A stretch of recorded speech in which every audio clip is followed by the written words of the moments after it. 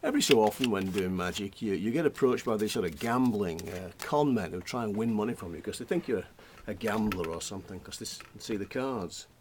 And I was approached by a guy one day with a few cards like this. He said, "Hey," he said, "I'll give you a hand of cards with my discount deck." He said, "Let's see how you do."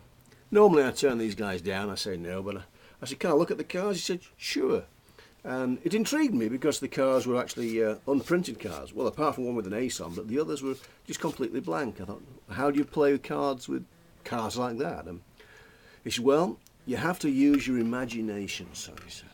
"If you stretch your imagination far enough, you can imagine you can create a good hand." So we deal a hand face up and a hand face down. And since there's a card short, he said, we each get to share the good card, which is the ace of diamonds, he said. "And you're new to this," he said, "so you can go first." I said, "Sure, okay." So I took this hand and gave them a spin, and I had not one ace. But when I spun them again, I found I had two aces. The third time I just flipped the corner and gave me another ace. The next ace I just spun that singly and that gave me another ace. And the last card I did absolutely nothing with because that was an ace to begin with. I said, "Okay, your turn." He said, "Watch very closely, Magic Boy." He said, "You think you could win with a hand like that?" He said, "The places I play you get shot showing aces that were the same." He said, "No, son," he said, "if you want aces, you've got to make sure those aces are different aces."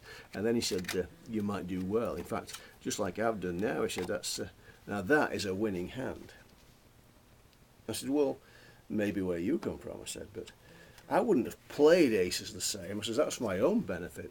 The people in the card game, when I laid the cards down, would actually see a royal flush."